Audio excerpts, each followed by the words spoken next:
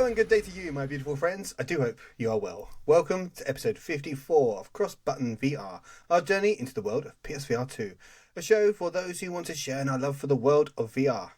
Now, I'm your host, Laurie, and if you did not know already, we are part of the Cross Players. So, if you like what you hear, check out links to all of our stuff in the description for this very episode. Now, it is an honour to be joined by three of the most bodacious influencers in the metaverse. It's Ben and Alex and Reece. Hello! Hello! Wow. So, we didn't really talk about this before, but Reece, welcome. Yay! Welcome as the newest, as a new permanent member of the hosting lineup. Congratulations. Yeah. Thank you. Permanent guest. Yep. Permanent guest, is that what we're going with? Is it? Damn, I've told everyone I'm a co-host. No, permanent guest. Permanent guest. Oh, great. Yeah. Yeah. That compromat you've got on Alex clearly did the trick. Yes. The less said about that, the better. Yeah. I think it's good to have Reece on as I a... think so too. Thank you. In general. I'm as seeing where he's going with this. On balance, it's better to have him. I'm not than setting myself up to make a joke. It's genuinely, I'm happy you're here. I always admired your enthusiasm for the medium, and I'm just happy to have you on board. It's good. Thank you. Brings a new, fresh energy and perspective, and I like it. Nice. I like it a lot. Great episode last week as well, lads. Gutted to miss that. That was really good. Yep. Wish you were there. Glad you listened to the questions. Oh, not that one. We both know that isn't what he's talking about. We wish he was. One day. No, it's good to have a host who actually plays VR a lot, so that's good. Someone who Exactly. actually knows It's a benefit. what they are talking about and actually has played games for more than we play games in depth before we talk about them, of course, every time. Of course, and you Yes. you make sure you get the platinum on everything, Laurie. Absolutely. I wouldn't I like dare that. talk about a single game without first platinum it. Exactly. Or, some games don't have platinums, of course, as you guys tell me. A lot regularly. You find that so VRs annoying, don't. don't you? Very, Yeah. very Oh. annoying. Almost. But no, really good to finally have that horror and shooty bang bang correspondent that we've always wanted. Yes. It's So that's shite, but yes. We'll have to go carry down. on. Shite is the correct term. We'll have to I have do the horror apologise. episode now, because we've never really had enough Yeah. horror games played do it. to be able to talk about horror and why. Yeah. Yeah. Madison is on its way. Yeah, that might be a good time to do it. And, somebody might send me Resident Evil 4 at some point, and then I could play that and talk about that. So I've just started a new job, Laurie. Give me a break, man. Fucking hell. so you're saying Easy. you've got access to free postage in the office that you can just, No, can't take the piss yet. Give it a Not just yet. Yeah, you'll get there. A week. Wow. You expect he's Ben going to works last that long? fast. You think he's going to last that long, says Reece. He does work fast. Right, come on, we've got a lot to talk about this week. Let's go. Right, this week, let's get the bad news out of the way with. Because it's got the biggest news of the week. This is Sony dropping a bit of a bombshell midweek where they said, is it 960 odd, about 8% of their workforce, they are making redundant. They are cutting their jobs. It's part of the latest wave of job losses that seems to never end. 2024 is even worse than a very bad 2023 was. And it's resulted, specifically for kind of VR, in the entire closure of London studio, which is actually pretty devastating, pretty gutting. And also a reduction in Fire Sprite's headcount too. And obviously they were makers of Call of the Mountain, so another important VR studio for Sony. And obviously we don't know what roles. Fire Sprite was a massive studio. I think it was one of their biggest headcount studios. I think they had quite a lot of projects on the go, so may have no impact on VR at all on that one. But obviously for London studio, they weren't actually working on, or they hadn't revealed, they had said they were working on an unannounced live service fantasy new IP game set in a sort of fantasy version of London. So it may not be that there's a VR game that there's been cancelled midway through development, but what it does mean is that there's a lot of expertise in that studio that has been let go, and a lot of kind of institutional know-how. So that is a real shame, and obviously they're the developers of Blood and Truth. Yep. So yeah, Reece, you're a big fan of Blood and Truth, weren't you?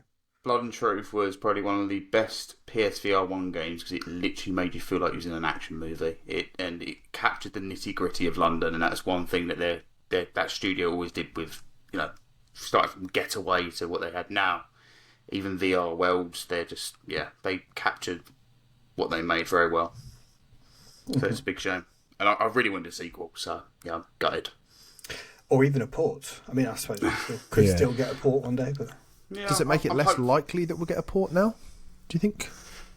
I think a port could still be achievable because obviously now Sony would still own the IP, so they could pass it off to someone else to port it. But I don't know. Yeah, they certainly. It's Bluepoint do their ports, is it? No, but they make their own stuff now as well. But they used to. Yeah, Bluepoint have done a few ports, haven't they? Although whether they do VR ports, I don't know. Get Dreams to do it. They'll do a good job. Dreams. They'll do a good job. Maybe with their closing gift, their parting gift. Yeah, and I don't know if this is part of, because part of me did wonder if, because everyone's like, oh, this is like the death knell for Sony's commitment to VR, and there's been a lot of quite kind of extreme takes and things, and obviously this is happening just around the time of the 1 year anniversary of it and stuff, so it's like not a great look from Sony's point of view, just because there is a bit of a worry or a fear that the heart's not really in it. There's another Vita situation, and there's certainly been a lot of op-eds that have been written. IGN had one this week just talking about it and stuff, but I was wondering, if you look at where the reductions have happened, I think most of them are all studios where there was some rumoured like live service spin-off game that was, there was a Horizon multiplayer, and Guerrillas had some headcounts, and there was Naughty Dog had some reductions, and they were obviously making Factions that's been cancelled. London studio, obviously they were making a live service game. Firesprite, the rumour there was that it was a Twisted Metal live service game that has been cancelled, so are those the people that have been let go, and it's actually not affected the VR stuff. So is this more just the symptom of, or casualties of their pivot back away from live service because they realised that that's just too hard a thing to do right, and actually they don't need so many projects because there's no way that they're all going to be successful? I think that's more likely. Yeah, I think that's pretty accurate. Doom and gloom for VR necessarily. Not saying everything's rosy on the VR front, but I do think it's a broader strategy than just let's bin off because obviously Naughty Dog were affected. Insomniac. Insomniac. And they just released Spider-Man 2, which was successful. They have no reason for the, Yeah, so it's just a general business, right, let's shrink that. Maybe when they, as you said, Laurie, Firesprite probably had one of the biggest head counts that they had. It'd probably be a case of going, well, do we really need that big of a workforce for, especially now if we are cancelling this project, then obviously it makes sense that you don't need to spend as much money on staff. So, it sucks, obviously, and it's not great for anyone involved, but I don't think it's necessarily the nail in the coffin for PSVR 2. No, definitely not. Doesn't make good headlines, though, does it?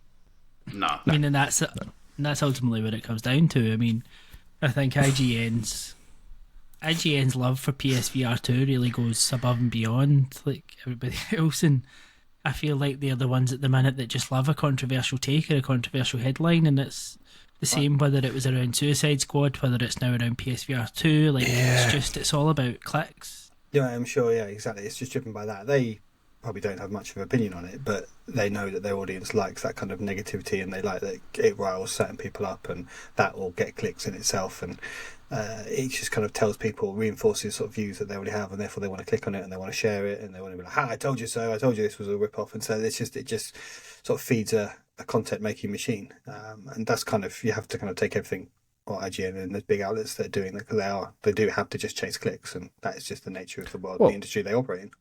And because that industry's hemorrhaging staff as well, of course the pressure is now on them to get clicks and get the most traffic to pay the bills. So it's kind of a vicious kind of cycle that we're in, that what can you really do? You can listen to independent outlets like us. That's what you can do. Yeah. For the real takes. Yeah. But I mean, video game salaries are not low. They are well paid people. They are specialists, talented people that command decent wages, and there's a lot of demand for good talent in the industry. So if you've got teams of hundreds and hundreds of people and you're paying them £50,000 to £100,000 or dollars, depending on where in the world, and then they take 5-6 years. This is why the development costs are going so crazy high, because games just take so long to make now, and you have such massive teams, and their salaries are so big. All of that, you times those three numbers together, you're going to get a very big cost for making a game. So it doesn't surprise me if Sony's thinking, look, we've got this PlayStation Studios. They've famously, there's lots of stories of them sharing expertise and having kind of group calls where they all share. You see things in one game that then appears in other games and stuff. They share that intellectual capital and stuff. So maybe they just think, actually, we could just have one team that does mocap for all of our studios, rather than each studio having its own team. And they just kind of streamline the production of games, and that leads to needing fewer people. And if it means that they can make games more cost effectively and quicker, then I suppose that's a good thing ultimately, even if it's terrible for the people that lose their jobs as part of that.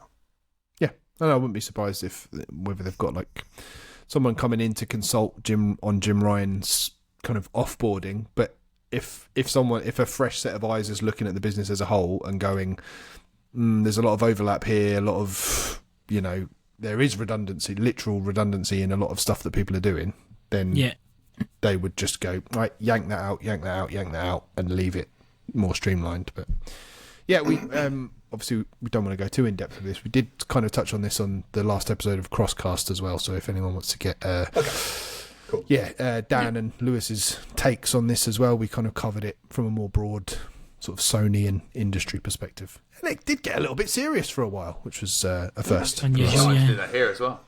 Yeah, let's move on. Yeah, let's move on to other stuff, because I think it's like VR and Sony. I think PS VR2 is just fine.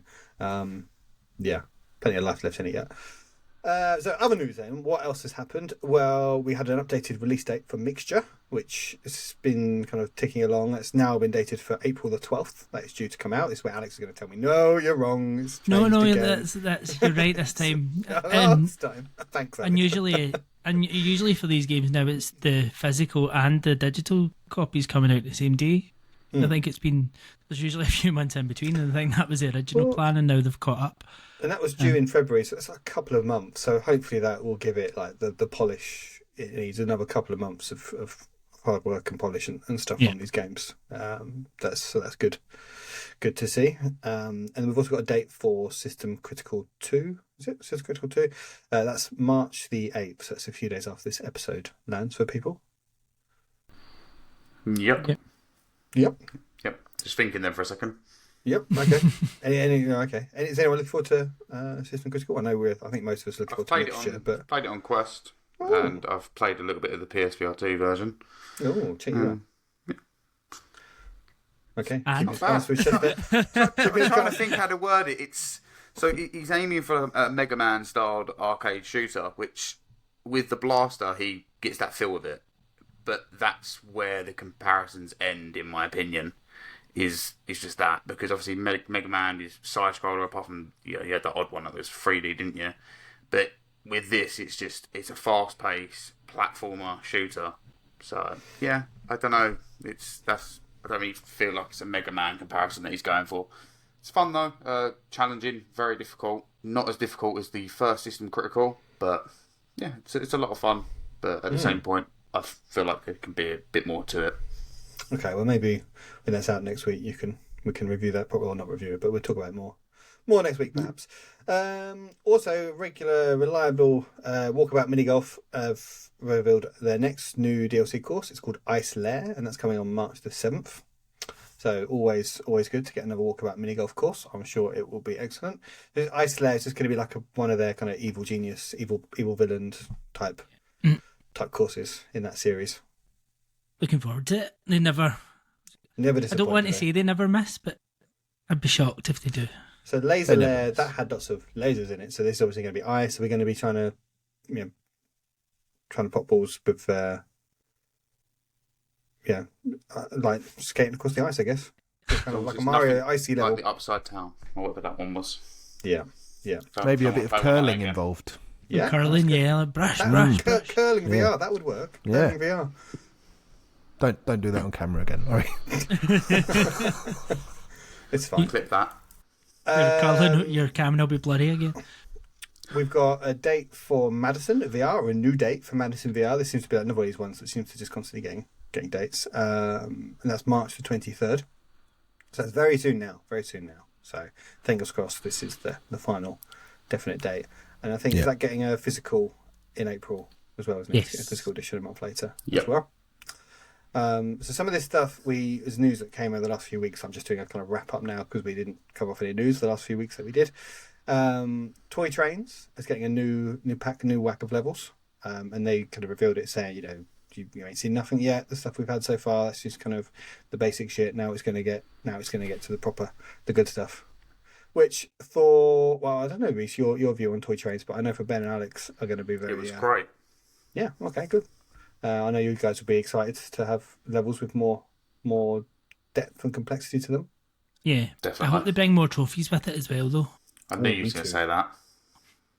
So I'm not too fussed about DLC trophies, so it's fine. Because they don't come with the platinum, Reece. Exactly that. You need the platinum. You need that. Trophy's a trophy.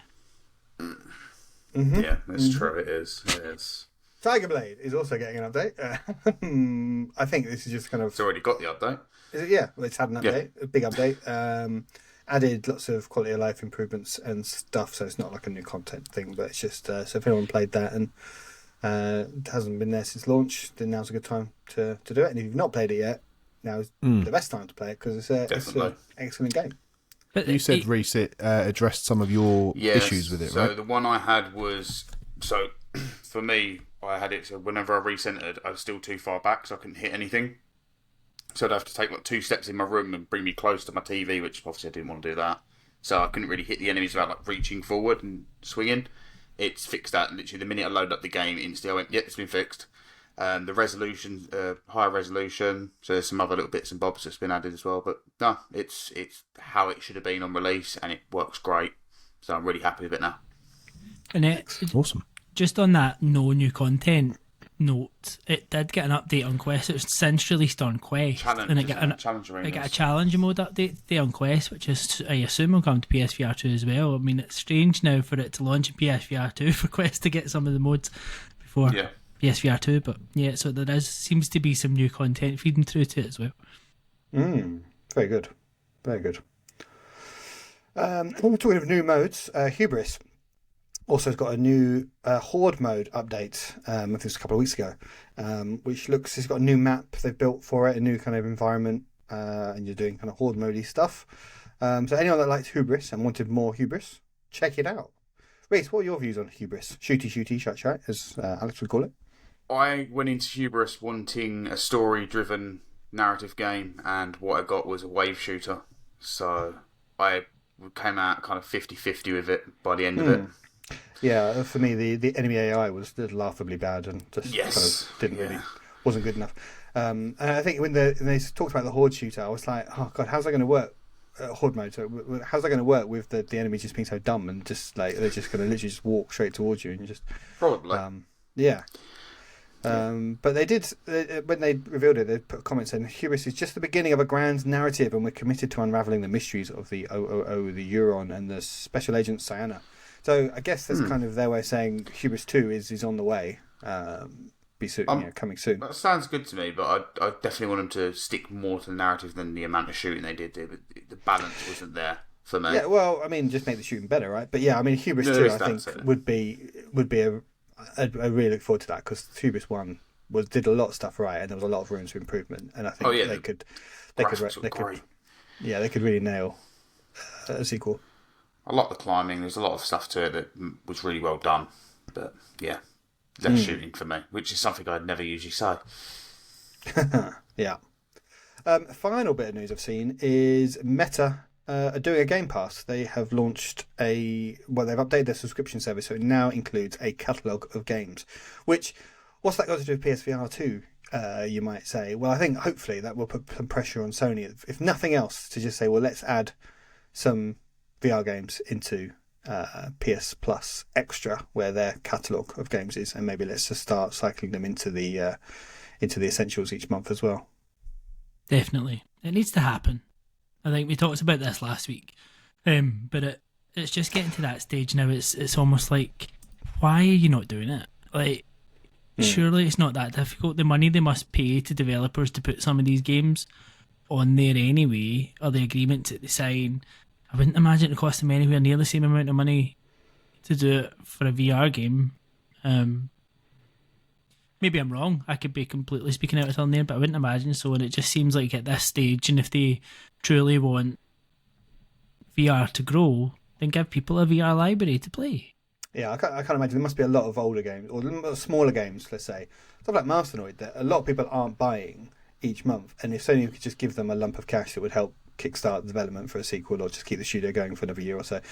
And yeah, get people playing it and get that word of mouth, and then people will buy it, and it will just spread. And yeah, it just makes it. And I mean, we're talking about kind of their commitment to VR, and I don't want to keep going on about the doom and gloom side, but that for me would just be a really good way of saying to people, yeah, we are supporting this. This is going to be a long-term part of the proposition, and to show that, you know, you're now going to see it in the PS Plus lineup. And it's like, as someone who's buying into the ecosystem, and like Reece, if you've said you pay kind of the vast majority of stuff in VR, and they're just kind of ignoring you in you're paying your subscription, same with everyone else, to play multiplayer games in VR, but you're getting no value from it on the free game stuff.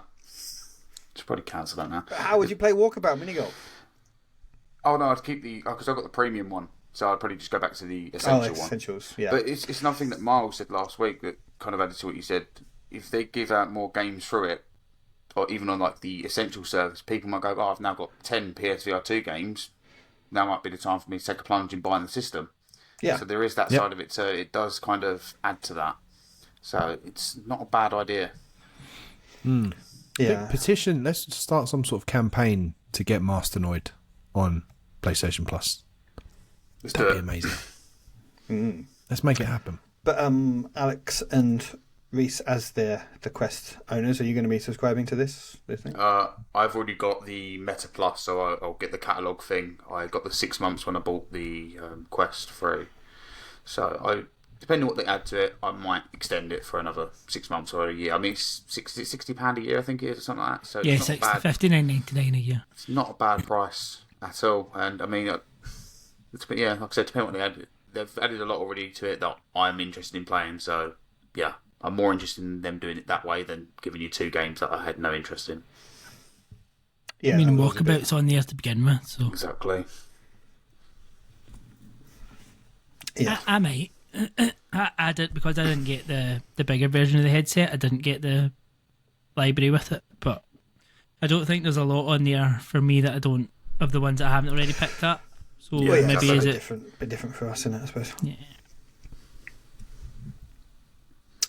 Okay, cool. Well, any other news that I've missed there, gents, that you've seen that I've forgotten about? Come on, Alex, you've usually got something up your sleeve. I can't think of anything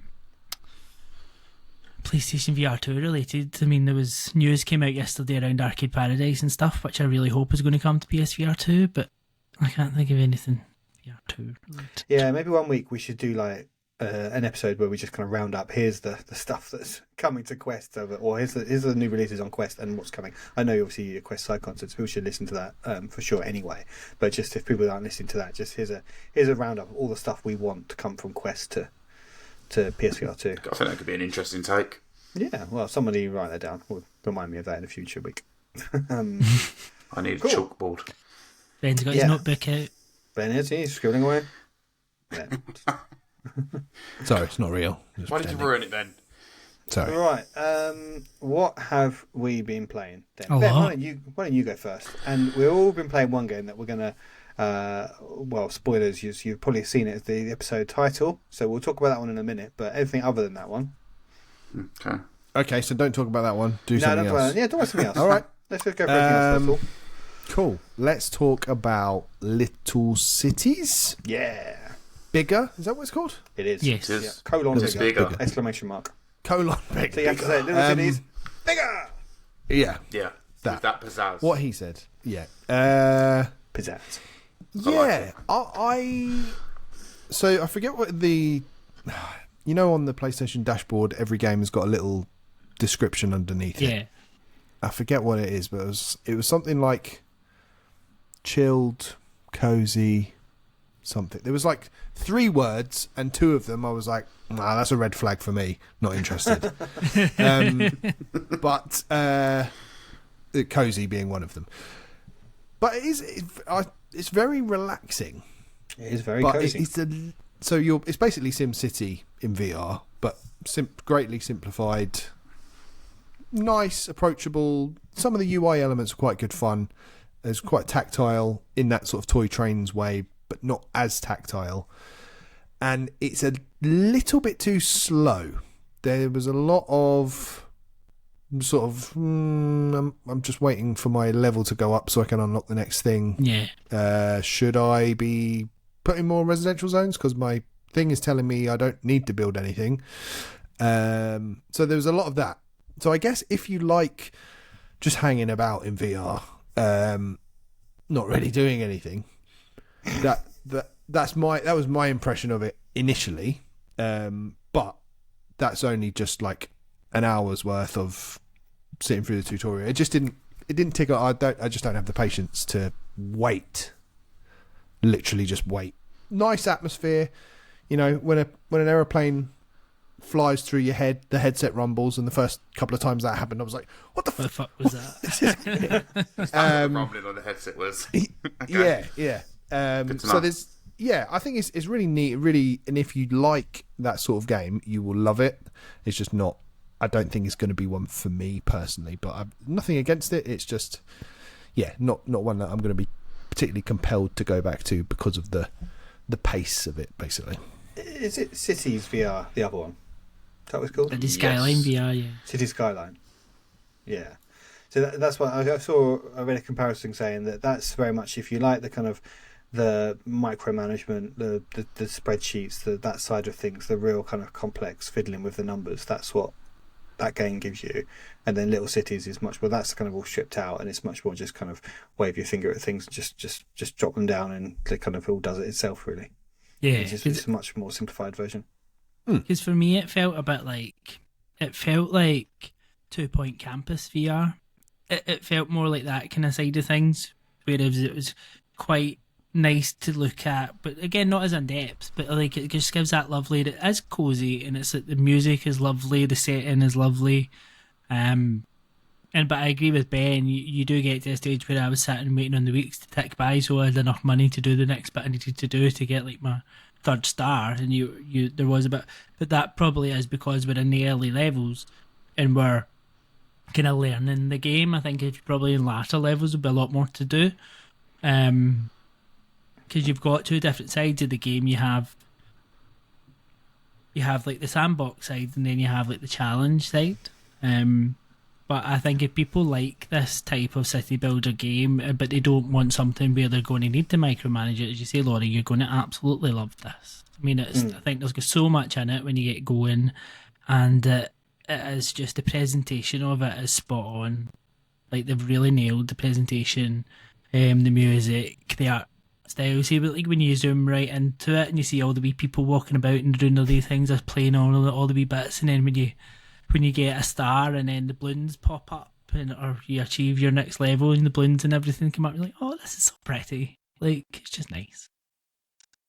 Yeah, so I think I like it a lot more than you two by the sounds of it. It is very cozy, and I did have a few moments where I didn't have anything to do because I'd spent all my money. I was just waiting for the income to tick up or my level to tick up and stuff. And then even when the level did tick up, I didn't have the money to build the new thing that I could build. So it's just a bit of a waiting game. But I think that's by design. And I also think, like you say, Alex, by the time you're in the later levels, the complexity will increase or the size of the maps will increase. So that'll be less of a problem, I guess. But yeah, I just think kind of the music and the setting is so chill and so relaxing. I just felt so chilled out playing it, and that's, I think, if you want that really chilled, so that's why I think it's slow by design. I think it is going for that kind of really slow, and the music as well. It's not. It'll be interesting to see when the natural disasters start to happen, if that kind of ups the intensity of it. But yeah, you've got your campaign mode. I think there's 5 or 6 of those to play through. So the maps, and you can skip back and forth between the maps at any point. And I really like when you're in a map, you can look across the sea and you can see the other maps, the other cities on the other islands, like in the far distance. So I thought it was a very nice touch. And I really liked how each level you go in has got music themed to that specific setting. So you've got like a Wild West with like banjos and stuff playing it, and then you go to the icy world, and it's all kind of, I don't know what the instruments are, but it kind of sounds in that setting. And I forget, the tropical island one is all very kind of like ukuleles and stuff. So it's really like nice kind of touches to it. I just think it's just kind of really cute, and all the little things flying about in the air that you can kind of look around and inspect close up and stuff.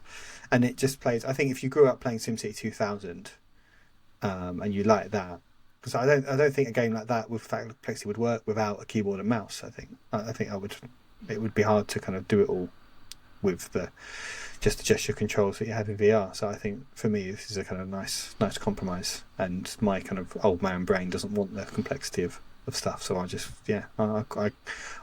really value the fact it was quite slow and chilled out. And I really like the wildlife. Like if you were sitting and you were watching like the whales and the dolphins and stuff in the water, and you're just like, oh, I do like nice things sometimes. Oh. I clearly didn't take in much of the environment then while I was playing it. I just kind of just going through the tutorial level, not really getting it, and I think it's because I played it just before we came on. It's because I've been trying a lot of other ones. So for me, from what no guns. There is No that. shooting. Yeah, so I think That's if the they DLC. added some, I think if they added it so you could build the whole thing and then you could just destroy it all with your hand or something, I think that maybe there'll be some aspect of it I'd enjoy more. No, so or grab the plane as it's flying over.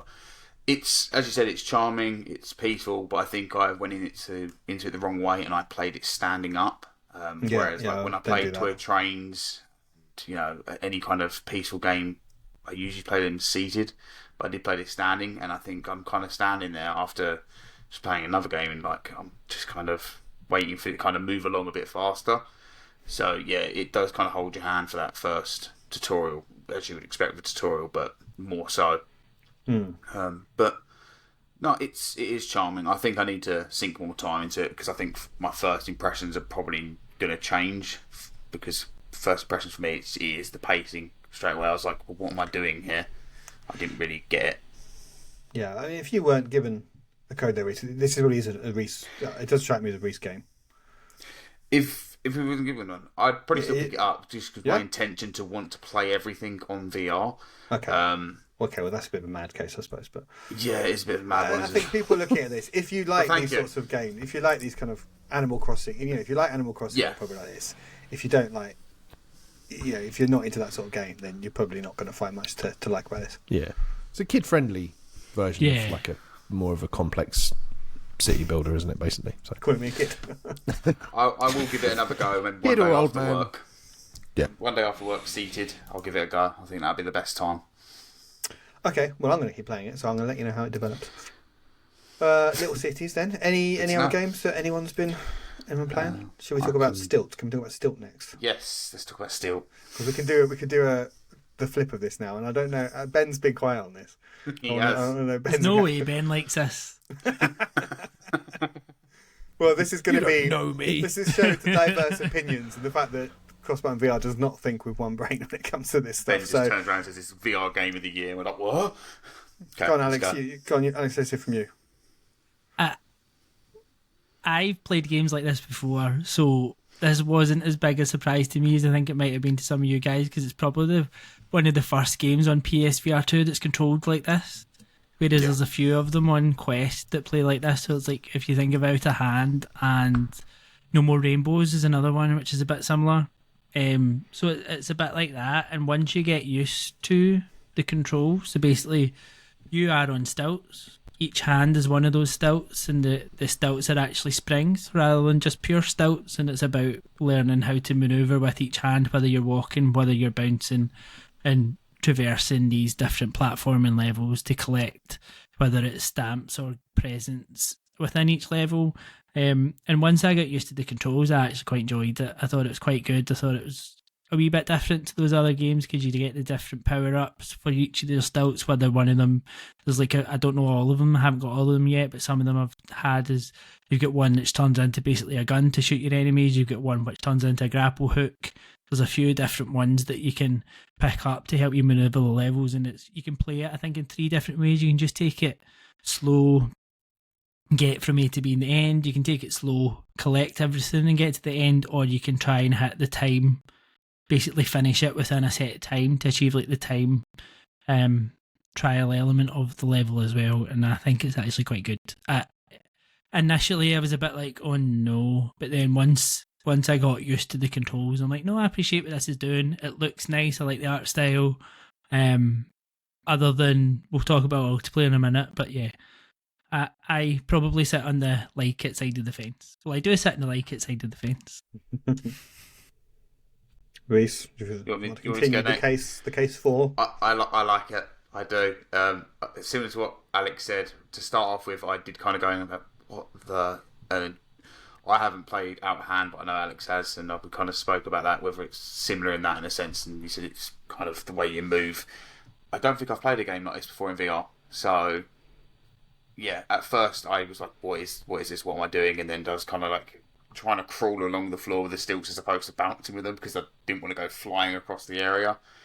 But once I did get used to the movement, and then started bouncing off of walls and things like that, I was like, okay, yeah, I can see what they're doing with this, and it is very enjoyable when you do get used to the mechanics, but there is that learning curve to it.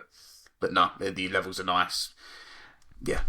And I think to that learning curve point, I think the onboarding of it's terrible. I think when it opens you up in the first part of the game, you're like, what the fuck am I supposed to do here? I think they've done a terrible job. They should have just made that first bit a cutscene. It didn't need you to do anything in that first bit, I would have said. That ship. It was just stupid, wasn't it? It was just pointless. I think they were trying to build upon a story. They're trying to build a story on a game that doesn't need a story, and this is where I kind of like... Some games don't need stories. Not everything needs a story, and this is one of them ones that doesn't. It's a platformer at heart, and it works well as it.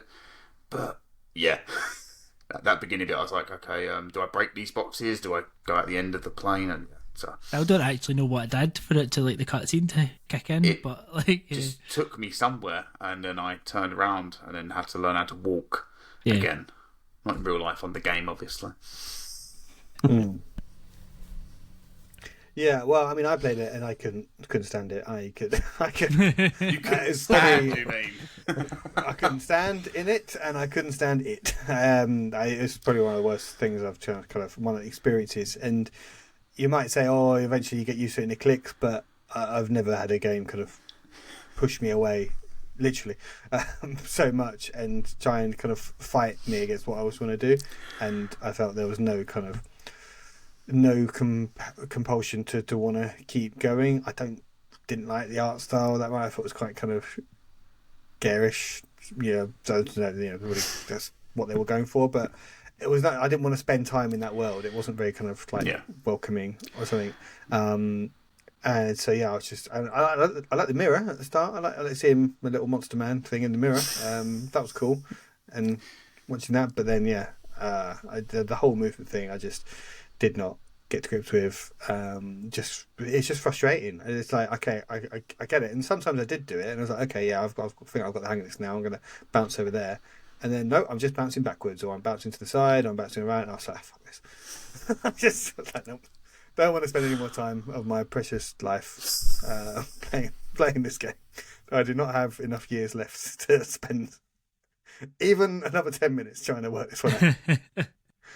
So that was it for me. Wow. So yeah, I guess it's that old man, God problem. Yeah, same reason I like Little Cities was the reason I didn't like this. Ben, go on. Let's see. Which side of it? Am I going to be a Billy No Mates on this one? A lone wolf. No, I skew very much towards your line of thinking, Laurie. Okay, thank you. Not. Sure. I wouldn't say not anywhere near as harsh. I wouldn't say. The bit at the beginning, fucking baffling. What am I supposed to do? I'm trying to push keys on this keyboard that's in front of me. Like, what's happening? And then took me like 3 minutes to realise, I can actually turn around and get out. Weird opening, weird controls. Why it's called Stilt when they're not even long is odd. Should be called crutches. I think but stilts are long. Is a better name. I like what Laurie called it, Monster Man. I think it should have went with that. It has a ring to it. And it was quite fun. Like when I couldn't walk, so I was just like bouncing along everywhere. That was great fun, but really imprecise for a platformer. And that is like, I can get it because there's games like Piku Niku that are as a flat game, but it's it's funny because it's hard to control, and that's part of the charm of it. I just don't think it translates very well to VR, something like that, because you see something in front of you, you think, oh, I want to collect that, but then you fucking fall 5 minutes later, falling into the sea, and you're just like, oh yeah, yeah.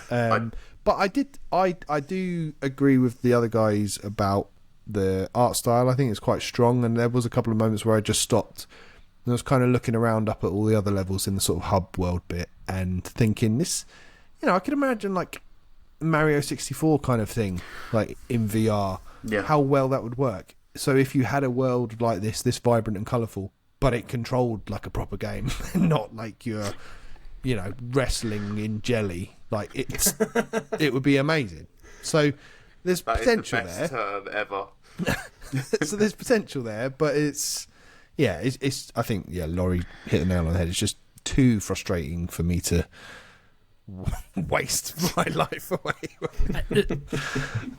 I'm going to go back to it. Yeah, I think there's one point I would really like to make on this though, and I don't think this is a good game for PSVR2. And the main reason I don't think it is because I don't think this game controls well using the thumbstick to turn. I think this game controls well if you turn, in the controls of either you turn or the thumbstick turns.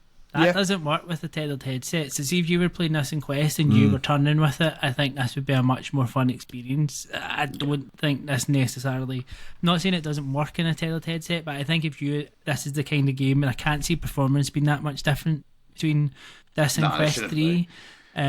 If you have the choice between PSVR2 and Quest 3, and I haven't played the Quest 3 version, so I'm making a bit of an assumption here, but I would pick the Quest version over it because I think you'll have a better experience using the physical movement to turn and not having a tether to worry about. But also, while we're like in recommendation mode, whereas Little Cities we weren't too high on generally, but I think we could all say, there's a lot of people out there that would like it. Yes. And you could buy it if you like a game like that. It's hard for me to go, this is for anyone.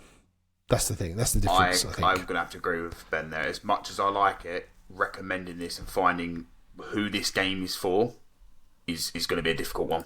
You're just not going to know. Like, you could look at it and go, that's not for me, but then you might play it and go, actually, it is. I just don't know how to vice versa, because I was quite looking forward to playing it, and then I'm like, oh no. If I'd have bought money on it, I'd be like, oh no. Wait for a deep discount if you're vaguely interested, I would say. I just don't know how to recommend it. Like, I'd love to compare it to something, but unless you've played Out of Hand, because Alex said it's similar to that in the sense of the way the movement is, but unless you've played that, then you're not really going to... If you're really into pogo sticks, if you love pogo sticks... Yeah. Like pogo sticks, okay. Yeah, if you really love pogo sticks and you pogo around your office or whatever, if you're working one of those new funky places. If you like going on bouncy castles, using crutches, yes, that's great. This game is for you. If you don't mind a learning curve as well, like, because getting used to how far you pull yourself forward to get to the platforms and things like that, it's the same with a lot of stuff in VR, like when throwing's involved. Go back to Cornhole here, with how long that took us. But me and Axe did give a go of the multiplayer as well. We tried to give the multiplayer a go. We couldn't get it to work. We kept going in, so we joined each other's game, which you go in like this little hub area where you can see each other. And I will say, like, when you see your friend's character moving around, it does look very responsive, like the way they're moving. So they've done that really well. But then we was like, okay, let's try out the arena. The game crashed for me once. I think it crashed for Alex as well, and then it put us in two separate arenas, so we couldn't actually join each other. We quit back out, went back into the hub. We could see each other again. We went into the arena, and crashed again. So I don't know what's going on there. So we can't really comment on the multiplayer, like the arena side of it. But there is multiplayer, but I don't. Or play multiplayer, I'm sure as well.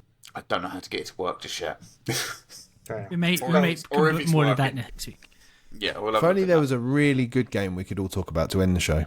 Yeah, well, I've got another one before that. So Well, yeah, just So have I. let's move on. Let's go. We've got next Just week. quickly, We've got let's next do it week. next week. Let's crush through these. Well, Reece, just give us a 1 minute summary. We'll talk about it more next week. But you've been playing Wizard, the whole net was it Wizard, Dark Times, Brothers in the Hood. Let's you hear want that. you want a 1 minute summary? Okay, right. This Brothers game in the is Hood. Is that what it is? Wizards, Dark Times, Brotherhood. Brother, that's what I said. Yeah, Brothers okay. in the Hood. Right, okay, right.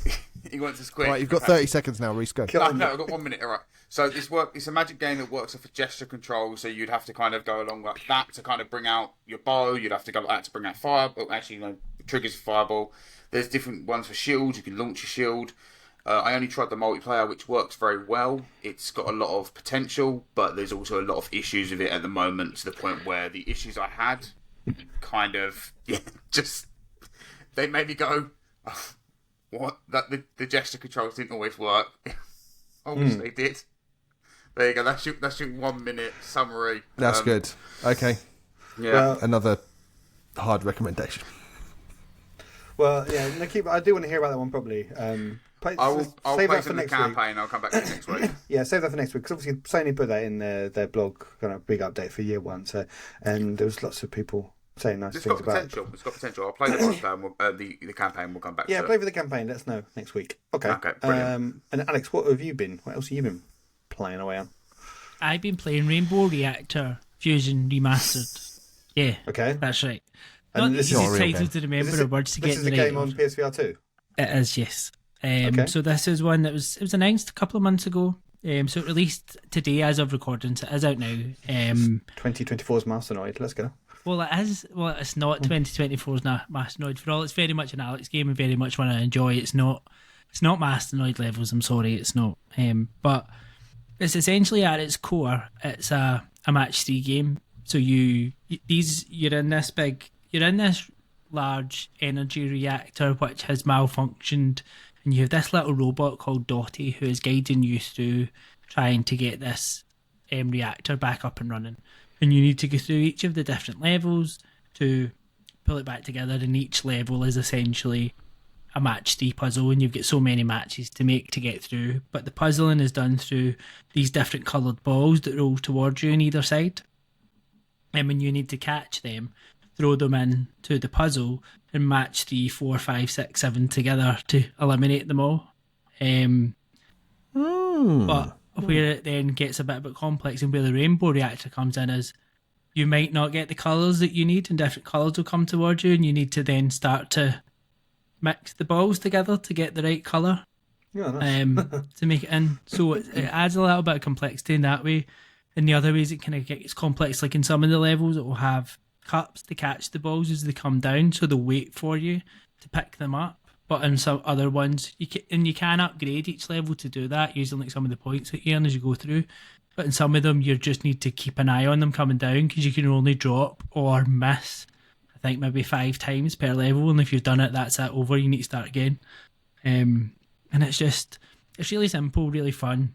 And then in between each level, you've got some kind of task you need to do within the reactor to go and do. Whether it's go and find a fuse to power it up or things like that, just to explore the reactor and break it up a wee bit. And that's in the story mode. But it also has just a pure arcade mode where it is just the puzzling side of it, and it's leaderboards and high scores and all of that side. So looks really nice, runs really nice. I'm thoroughly enjoying it and looking forward to playing more. I think this is a very, very good game. Does it have a platinum? £11.99. Yeah, well worth $11.99, I would say. You could Does play it have a platinum? It does have a platinum. Oh, yeah, Ben's now Legit. thinking, well, Platinum, maybe. platinum. It's one of those games with a Achievable? platinum and a Platinum. 2 ending. Oh. So How Yeah. difficult would you I say love- platinum is? Quickly. I don't looking think it's at it. going to be easy, but I don't think it's going to be horrendous. Okay, right, okay. I love how Ben and Reece have just now instantly like, yep, sold. Because I think it's one of those you've got different for the story mode anyway. You've got different difficulty levels. You've got like easy, normal, and hard. And if you basically how it doesn't change the gameplay, but what it does is it, like, I think easy, like half the number of matches you need to make. It just works out how many things you need to do. But to get the trophies, I'm pretty sure you need to play it in at least medium. Okay. Does look cool. It's Interesting. very good. If this is going to be the new Masternoid, then we'll probably end up talking about it every week for the next 6 months. So let's move on to I think the main topic of the show, but for the main review of the show. Before we do that, if people would like to give this podcast a sub on the service they're using, that would be quite all right by us. If you're watching on YouTube, please remember to hit the like and subscribe and all that kind of stuff, and leave us a comment as well. That's always nice to read those. And follow us on Twitter at CrossPlayerVR and at the Crossplayers. And you can also join by patreon.com/the Crossplayers, and for £2 a month you can help us produce the show and join our lovely little WhatsApp group. And you never know, you might end up presenting the show with us, just like old Games with T did. And for anyone out there who is not perfectly sighted, check out VR Rock at vr-rock.com, and you can get prescription lenses for all of your VR headsets. And yeah, you can use the code CBVR. You get 10% off and free worldwide shipping. That's at vr-rock.com. Cool. Right. We've all also been playing Beat the Beats. Go on, Ben. Tell us what you think about Beat the Beats. It's a banger. Yeah, I'd love to hear Ben talk about a VR game that he loves. Go on. Didn't see this coming. I'm back, baby. It's it's obviously of the same ilk as something like Synth Riders, Beat Saber, that kind of thing. And to be honest, I just from looking at it dismissed it as just another one of those games, just a clone, whatever. But it's really, really well done. It is so slick. It's almost got that same. We gave Jesus Christ, why is the name escaping me? Sea Smash. A lot of kudos for its polish and its presentation. The aesthetic. It's that Corey Schmidt. It's that Corey Schmidt PlayStation design kind of ethos, right? And it's got that like perfectly. It feels probably much more expensive than it was to produce. It feels like proper polished. Really tactile, but not too like it's very subtle. I saw someone on Twitter, I think it was responding to one of our tweets, saying that there's no rumble when you hit. We were talking about this yesterday. But there is, there definitely is, but it's just not like over the top hardcore. It's just a little tap kind of thing, which works really well. Mm-hmm. And yeah, the music again, I don't think there's any big name artists there. There's certainly nobody that I recognise. So again, that was something I kind of dismissed as, this is going to be shite. But the music's really good as well. And I got a proper kind of sweat on playing it. And it's really compelling. And I think the trophy journey throughout it seems good as well and kind of attainable. So there's a lot of stuff to keep you coming back. And I know, like Reece, you've dipped into all the different modes as well, and they all seem cool. But you tried. What's your fast take on reaction, it? didn't you? Yeah, fast reaction's incredible. I felt like I was. You ever watched The Cube, the TV game show? Felt like I was just in that. So this fast reaction, you just basically get blocks appearing, and you have to quickly, like whack-a-mole kind of style. You just have to hit them really quickly, and it's just really good. Just quick 30-second game. But really just well done. I'm so impressed. So you're saying it's of that Synth Riders ilk. For me, it was like more like the Les Mills body combat as well. Mm-hmm. Yeah, there's definitely more of a sort of fitness element to it, and the way you're doing your punches and the uppercuts and stuff. Yeah. But yeah, because it's that kind of musical element like those games you mentioned. But yeah, it's the sort of physical motion to it as well. Yeah, a good hybrid and a good variation of that movement as well. So it's not just punching, is it? There's a lot of dodging and then blocking, and you get a decent workout. I like the way the blocking was done. The blocking is really, really cool. And again, that's another thing you feel haptics on, but not. It's very subtle with all the haptics in the game. So I think I'm up to the last album on it now. They get a lot harder, to the point where I think 2 songs I can do at a time, and then I'm like, okay, I need to come out of this for a second.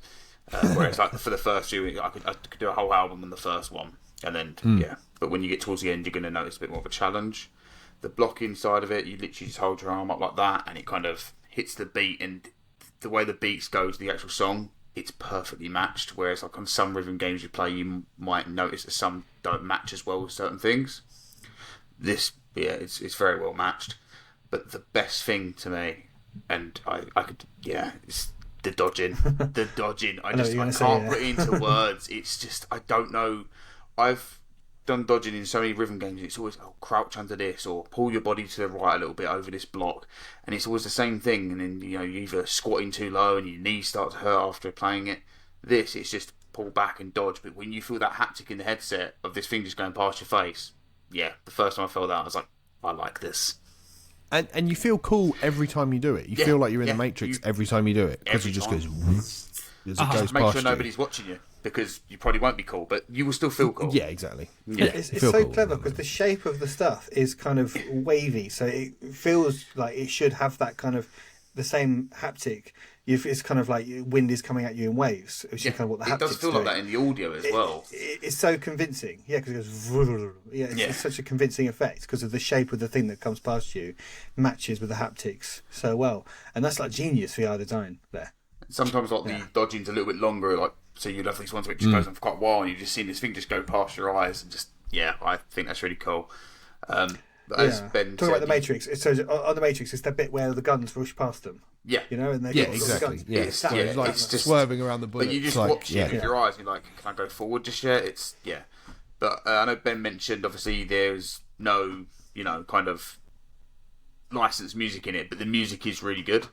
And just give me 2 surprisingly seconds. good. Yeah.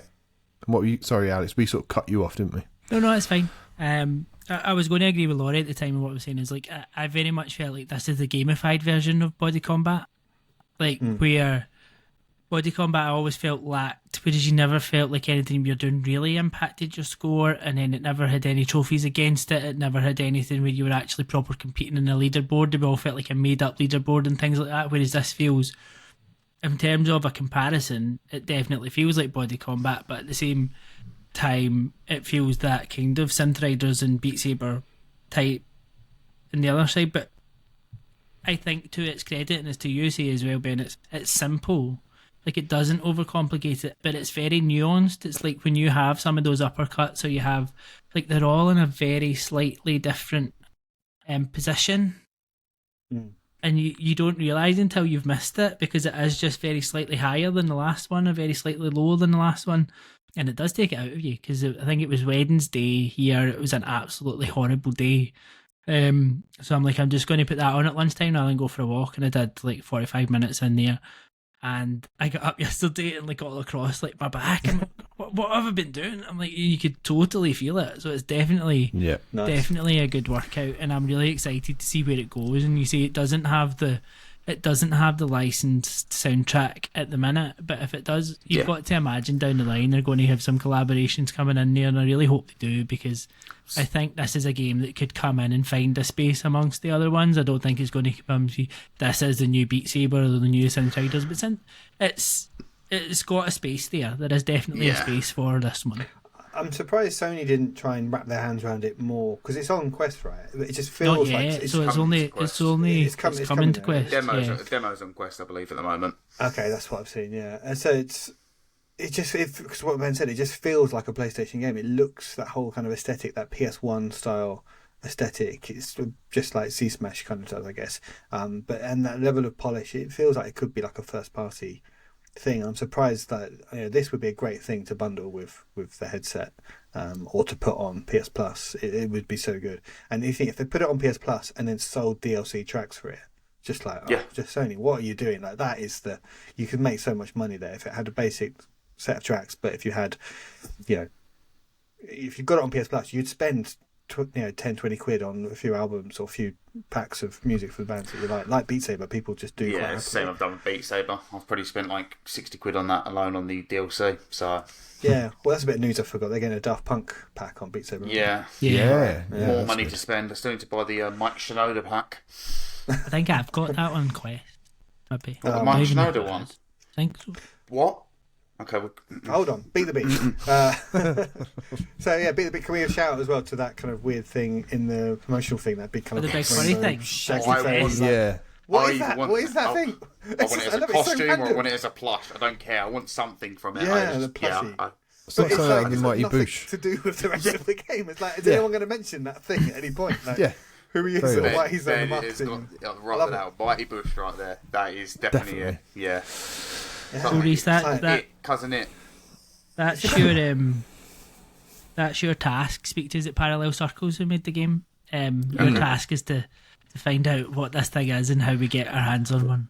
What this thing is and how I can dress up as it at every single event I go to in the future. Or we want one. I'd wait like a little one. I want a little costume. Okay. I mean, this would be a great EGX game for next year. Like, let's say we see the season amazing. put themselves in. Like, I know you said their stand would look great. It would sound great. Yeah, God, guys. So I know we brought in Beat Saber, but like for me, like I've played a lot of rhythm games where I go, it's not Beat Saber. Whereas this, I played it and I was like, this doesn't need to be Beat Saber. This is like there with Beat Saber. It just, I really like it. Really, and the daily mix as well. That's a great little mode where you can kind of like try and beat each other's scores as well each day. You get like a certain amount of attempts to do it, and it just breaks songs up into each segment. So you know, like when you kind of stops, it gives you like a triangle and says you've done a perfect segment. Each time it does that, it'll change the song. That for me, really well done. That's cool. So yeah, that's really well done.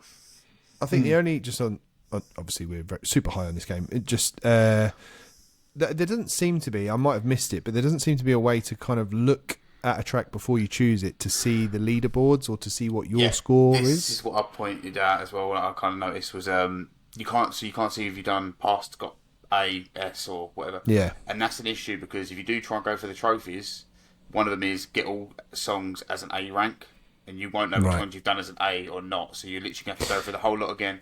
You can notice by the colour whether you've done an S around the edge of it. Yeah, so you can notice stuff like that. So maybe if you more, I'd imagine that's an easy thing for them to tweak, though. Oh, definitely. They can just put it on there. Is it and also friend leaderboards as well. Like there are online leaderboards, but I haven't seen like a way to filter it just for your friends. Have you? And also the daily mix, they've spelled previous wrong. Okay. Yeah, but yeah. That's I noticed that. I was like, I really want to tell them, but I can't find their email to get in touch with them. Should have tweeted them. Yeah. So $15.99 beat the beats. That's for anyone real worth wondering. it. So $15.99. Yeah, I think that gets the strong crossplay thumbs up. Definitely. And for, I think, just final word on it, Laurie, as you said, this is a perfect intersection between a fitness game and a rhythm game. More so 100%. than Beat Saber, more so than any of the others.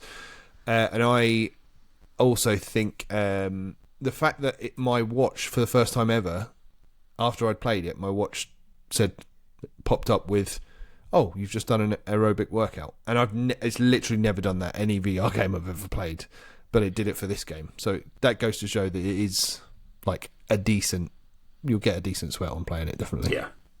Very cool. Cool. Right. Well, beat the beats. Nice to have a game we all love. It does happen. Yeah, every now and then. I was happy when we all said that we liked this one, to be fair. I was really happy by that. Yeah. Sure, I liked it first. All right.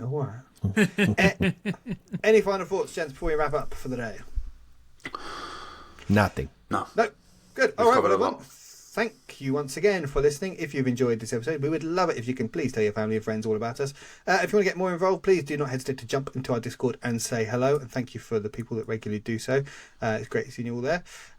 I've been your host, Laurie. These three have been Ben, Alex, and Reece, and we will see you again next time. Until then, it's goodbye.